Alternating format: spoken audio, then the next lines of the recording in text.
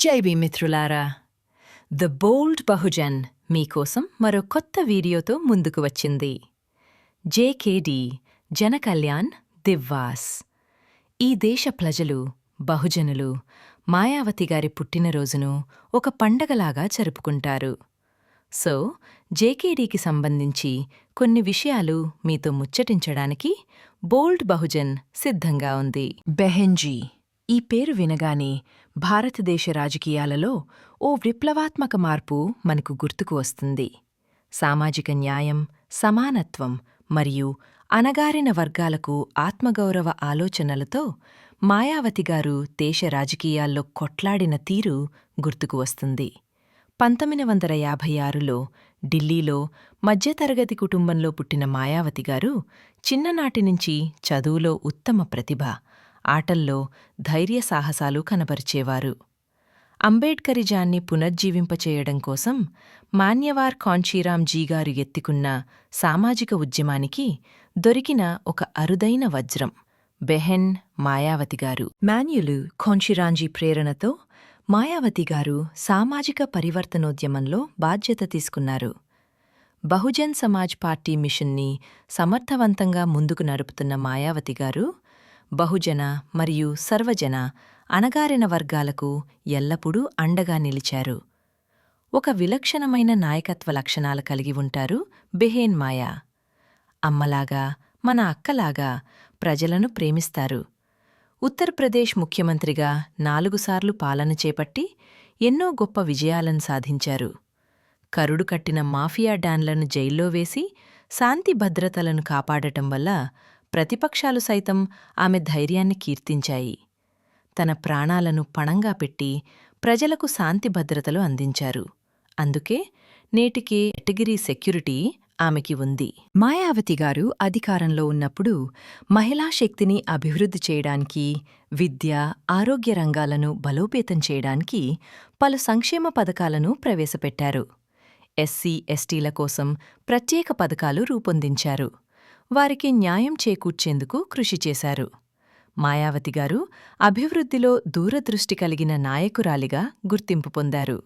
Gautam Buddha university, అంతర్జాతీయ Buddha terminal, formula race court, Ambedkar park, Kanshiram eco gardens వంటి ప్రాజెక్టులను రూపకల్పన చేసి ఉత్తరప్రదేశ్ రాష్ట్రాన్ని ప్రపంచ నక్షలో నిలిపారు. మాయావతి గారి జీవితం సవాళ్లతో కూడినది. ఒక మహిళగా సామాజిక మనువాద వ్యవస్థను సవాలు చేసి నాయకత్వం వహించడం సులభం కాదు. అయినా ఆమె తన పట్టుదలతో అనేక అవరోధాలను అధిగమించారు. ఆమె పాలనలోనూ, ప్రత్యక్ష పోరాటంలోనూ చూపించిన ధైర్యం, నిష్పక్షపాత నిర్ణయాలు ఆమెను ఐరన్ లేడీగా నిలిపాయి. ప్రపంచంలో 100 మంది ప్రభావవంతమైన నాయకుల్లో ఆమెకి చోటు దక్కింది. మాయావతి గారి జీవితం ప్రజాస్వామ్యానికి, సమానత్వానికి అంకితమైంది. ఆమె నాయకత్వం మనందరికీ స్ఫూర్తిదాయకం. పరిపాలనా సౌలభ్యం కోసం చిన్న రాష్ట్రాలు అవసరం అన్న బాబాసాహెబ్ ఆలోచనలు ముందుకు పెడుతూ రాజకీయాలకు అతీతంగా ఉత్తరప్రదేశ్ను 3 రాష్ట్రాలుగా విభజించింది. తెలంగాణ ప్రత్యేక రాష్ట్ర ఉద్యమాన్ని బేషరతుగా సమర్థించిన మొట్టమొదటి నాయకురాలు. భారతదేశ రాజకీయాల్లో ఆమె సాధించిన విజయాలు చరిత్రలో చిరస్థాయిగా నిలుస్తాయి. సమాజానికి ఆమె చూపించిన మార్గం, న్యాయం కోసం ఆమె చేసిన పోరాటం, ఆమె ఆలోచనలు, నాయకత్వం, ధైర్యం ప్రతి ఒక్కరికీ ప్రేరణగా నిలుస్తాయి. బెహెన్జీపై మనువాదులు, అవినీతి ఆరోపణలు అనేకం చేశారు కానీ ఏది కూడా చట్టబద్ధంగా నిలవలేదు. ముఖ్యంగా తాజ్మహల్ చుట్టూ నిర్మించిన అందమైన తాజ్ కారిడార్ కేసు. అందులో అవినీతి జరిగిందని, పర్యావరణ ఉల్లంఘనలు జరిగాయని ప్రధానమైన ఆరోపణలు మోపారు కానీ ఒక చీఫ్ మినిస్టర్గా తన కింది స్థాయి అగ్రవర్ణ కాంట్రాక్టర్ చేసిన అవినీతిని ముందుగానే పసిగట్టి శిక్ష విధించారు మాయావతి గారు. కోర్టులో ఇది నిరూపణకొచ్చినప్పుడు ఆమె కరప్షన్లో భాగం కాదని, పైగా కరప్షన్ అడ్డుకున్నందుకు ప్రశంసించి 2002లో పెట్టిన కేసు నుంచి విముక్తి కల్పించింది సుప్రీంకోర్టు. ఇక రెండో విషయం, ఆదాయానికి మించిన ఆస్తుల కేసు. సీబీఐ బహెన్ మాయావతి గారిని ఇబ్బంది పెట్టేందుకు ఈ కేసును ముందుకు తీసుకొచ్చారు. అయితే చట్టబద్ధంగా, న్యాయబద్ధంగా బహుజన్ సమాజ్ పార్టీకి వచ్చిన విరాళాలు అని మాయావతి గారు వాదనలు వినిపించగా, బహుజన్ ఎంప్లాయీస్ అందరూ అఫిడవిట్ సమర్పించడంతో సుప్రీంకోర్టు ఏకీభవించి 2013లో తనపై ఉన్న అన్ని కేసులను కొట్టివేసి బహెన్ కుమారి మాయావతి గారిని నీతి, న్యాయం కలిగిన సమర్థవంతమైన మహానాయకురాలిగా ప్రశంసించింది. కాని నేటికీ మీడియా ఆమెను అవినీతి నాయకురాలుగా చిత్రీకరించడం కేవలం మనువాదుల కుట్ర మాత్రమే. దీనివల్ల నేటికీ కొందరు బహుజనుల్లో కూడా బహెన్ ఒక అవినీతిపరురాలిగా, కేవలం దళితులకు మాత్రమే ప్రతినిధిగా, అంబేద్కర్ పార్క్ విగ్రహాల పేరుమీద ప్రజాధనాన్ని దుర్వినియోగపరిచిన వ్యక్తిగా కనిపిస్తారు. అందుకే శత్రువుల్ని మిత్రులుగా, మిత్రుల్ని శత్రువులుగా చూపే ఈ మనువాద సంస్కృతిలో బహెన్ కుమారి మాయావతి గారిని అర్థం చేసుకోవడం కూడా సాహసమనే చెప్పాలి. మనువాదులు మాయావతి గారి అంబేద్కర్ పార్క్ నిర్మాణ నిర్ణయాన్ని ఆర్థికంగా విమర్శిస్తే, విదేశీ పర్యాటకులు, సమకాలీన చరిత్రకారులు ఆమె నిర్ణయాన్ని కీర్తిస్తున్నారు. బహెన్ నిర్ణయం సామాజికంగా, సాంస్కృతికంగా కోట్లాది మంది ప్రజల్లో నూతన ఉత్తేజాన్ని, ప్రేరణను, గౌరవాన్ని, స్థైర్యాన్ని నింపిన ఘనమైన చర్యగా ప్రపంచం కొనియాడుతుంది.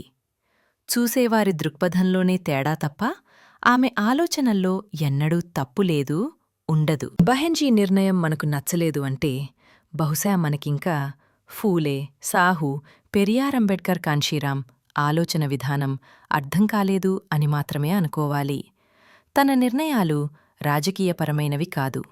తన నిర్ణయాలన్నీ బహుజన్ భారత్ కోసం మహానీయుల కలలు సాకారం చేసివి మాత్రమే.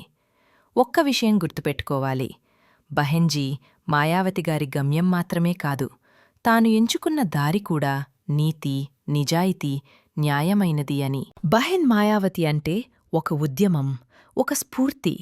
ఆమె ముఖచిత్రం ఒక ఐకాన్. ఆమె పుట్టినరోజును జన కళ్యాణ్ దివాస్గా సెలబ్రేట్ చేయడం బహుజన సంస్కృతిగా మారిపోయింది. ఈ జన కళ్యాణానికి Bahujana employees, Bahujan businessman, Bahujan Samaj చిన్న చిన్న చందాలు ఇచ్చి దేశవ్యాప్తంగా ఒక పెద్ద మొత్తంలో ఆమె బర్త్డే సందర్భంగా ఆర్థిక వనరులను సమీకరించి సామాజిక పరివర్తన ఉద్యమానికి కానుకగా బహుజన శక్తిని ప్రదర్శించి తమ మద్దతును వ్యక్తపరచడం ఆనవాయితీ మరియు నేటి అవసరం కూడా. ఇతరేతర రాజకీయ పార్టీలు అధికారంలోకి వస్తే బడా వ్యాపారులకు లాభాలు వచ్చేలా పాలసీలు తయారుచేస్తాం అని చెప్పి వేల కోట్ల రూపాయలు తీసుకుంటున్నారు. ఎలక్టోరల్ బ్యాండ్స్ చూస్తే కూడా మనకు అర్థం కాని విషయమేమీ కాదు. కానీ అన్ని పార్టీలకు అతీతంగా ప్రజల వద్ద నుండి మాత్రమే విరాళాలు సేకరించి పార్టీ రోజువారీ కార్యకలాపాలు నడపడం ఒక్క బహుజన్ సమాజ్ పార్టీకి మాత్రమే చెల్లింది. అధికారంలో ఉన్న ప్రతిసారీ బెహెన్జీ పాలసీలు గమనిస్తే మనకు అర్థమవుతుంది. కేవలం ప్రజా పాలసీలు మాత్రమే చేశారు. బడాబాబులకు మేలు చేసేలా కాదు, సామాన్యులకు మేలు చేసే నిర్ణయాలు, పథకాలు రచించారు బెహెన్జీ. కాబట్టి మిత్రమా, మాన్యవార్ కాంచీరాంజీ నిర్మించిన ఈ ఆర్థిక సహయోగ్ ప్రక్రియ, సంస్కృతి మనకు చాలా అవసరం. దీన్ని గుర్తించి అందరము బీఎస్పీకి స్వచ్ఛందంగా విరాళాలిద్దాం, స్వచ్ఛందంగా ఓటు కూడా వేద్దాం, సంఖ్యాబలం చూపిద్దాం. జై భీమ్, జై భారత్. మీ సపోర్ట్ మాకు కావాలి. మా సమాచారం మీకు నచ్చితే తప్పక the bold Bahujan channel subscribe చేసి పెట్టుకోండి. నెక్స్ట్ వచ్చే వీడియోస్ మిస్ అవ్వకుండా చూడాలి కదా. ఎల్లప్పుడూ మీ అభిప్రాయాలను మాకు కామెంట్స్ రూపంలో రాయండి. నెక్స్ట్ మరో కొత్త వీడియోతో కలుద్దాం. జై భీమ్.